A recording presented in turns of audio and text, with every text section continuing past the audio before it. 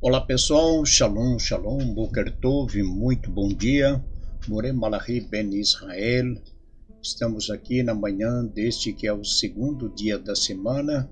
Hoje já estamos no dia 22 do mês de junho do ano de 2026 e pelo calendário judaico, hoje dia 7 do mês de Tammuz do ano de 5786. Segundo dia da semana, e faremos a leitura da segunda aliá da Parashá que estamos estudando esta semana, que é a Parashá Hukat, a 39ª porção das 54 porções que estudamos ao longo do ano. Então, estamos já bem avançado na leitura e dentro de alguns meses já finalizando a leitura de nossa bendita Torá correspondente ao primeiro ciclo. Então, hoje faremos a segunda aliá, está no livro de Bamidbar, Números, no capítulo 19, do verso 18 até o capítulo 20, Passuque 6. Esta é a leitura de hoje, da segunda aliá da Parashá Hukat.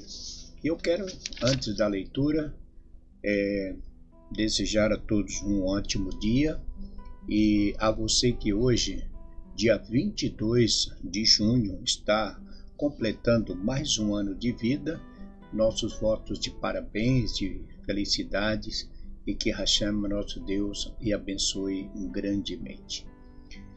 E a você que está pela primeira vez, sejam todos bem-vindos à casa dos Benei Anussim.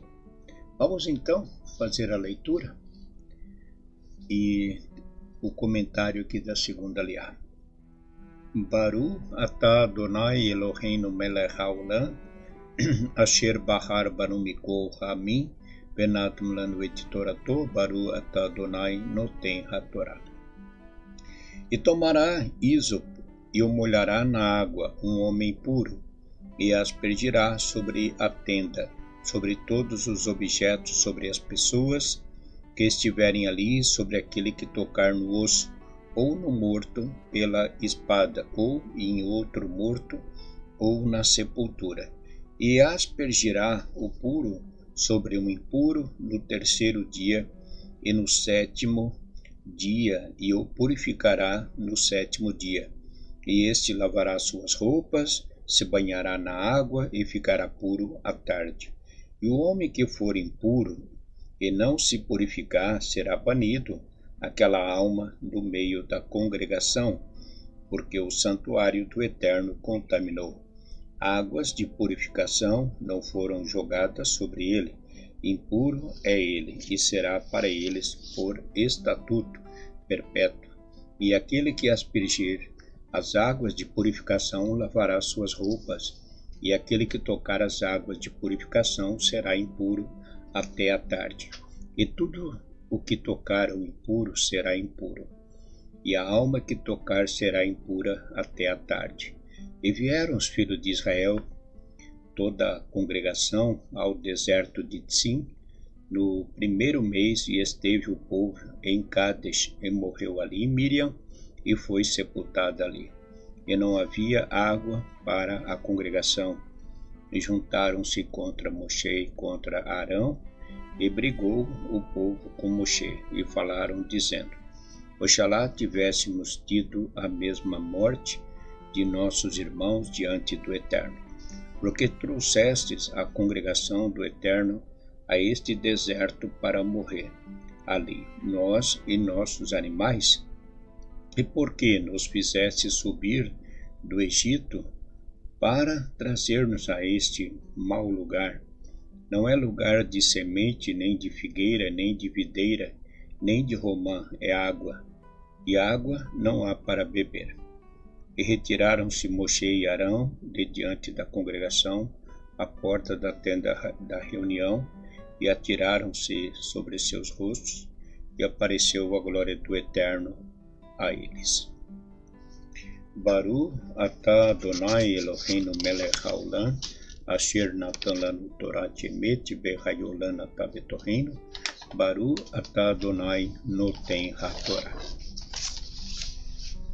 Essa segunda aliá, ela segue falando das leis da purificação relacionada às impurezas que eram causadas, na época do templo por meio de contato com uma pessoa ou com um animal morto. Então, uma pessoa, uma vez que estava na condição de impureza, ela tinha que passar por um processo, uma ritualística, para que ela voltasse à condição de pureza.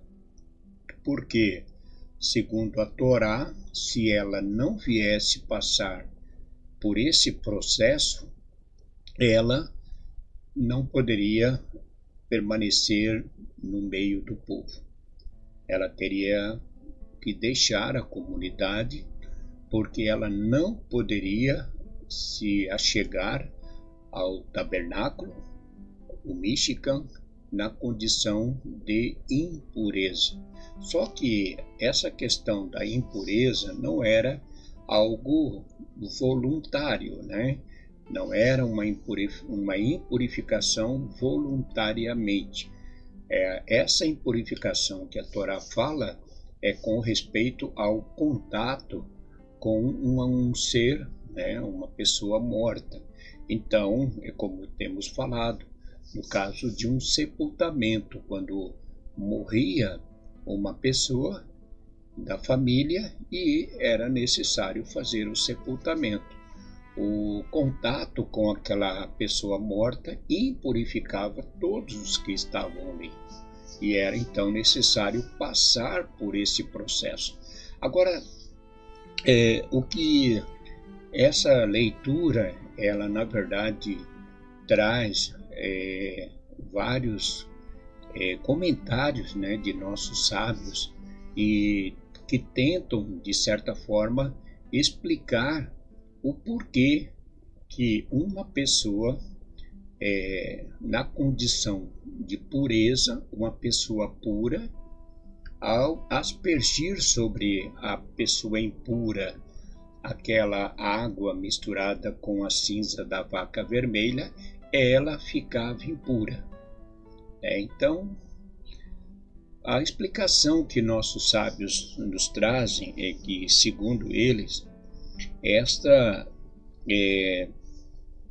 a participação de uma pessoa pura nesse ritual, isso é visto como um convite à humildade, Então, nossos sábios dizem que nem tudo na vida espiritual funciona apenas pela lógica humana, Então, às vezes, nós queremos compreender tudo antes mesmo até de agir.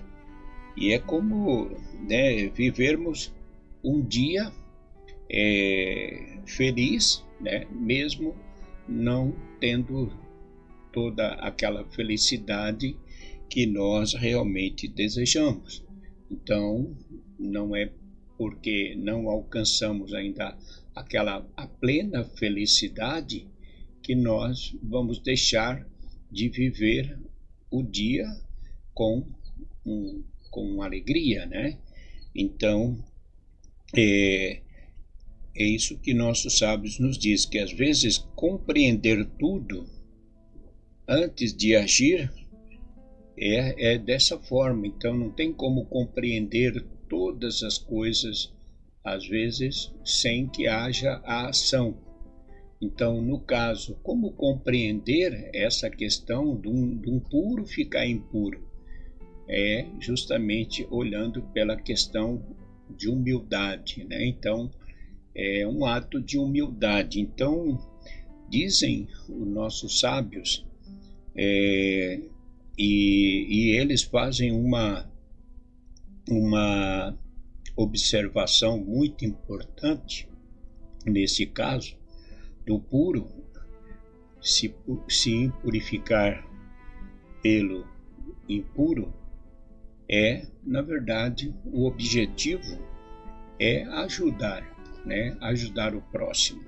Então, uma pessoa pura, ela ficava impura para poder trazer aquela pessoa e manter ela dentro da comunidade. Porque se ninguém fizesse, ninguém se prontificasse a ficar impuro, aquela pessoa ela não teria mais como voltar para o povo. Então é como uma pessoa estava dando a vida pela outra, né? No sentido de resgatar aquela pessoa de volta para a comunidade. Então é isso que essa aliá ela nos ensina, é a questão de humildade. E nem tudo nós podemos fazer, né? É o que nós falamos bastante. Nós somos limitados, as nossas atitudes, somos limitados, e é o caso do impuro, que se ninguém do povo se impurificasse, ele ia ficar impuro. Então, era um ato de humildade.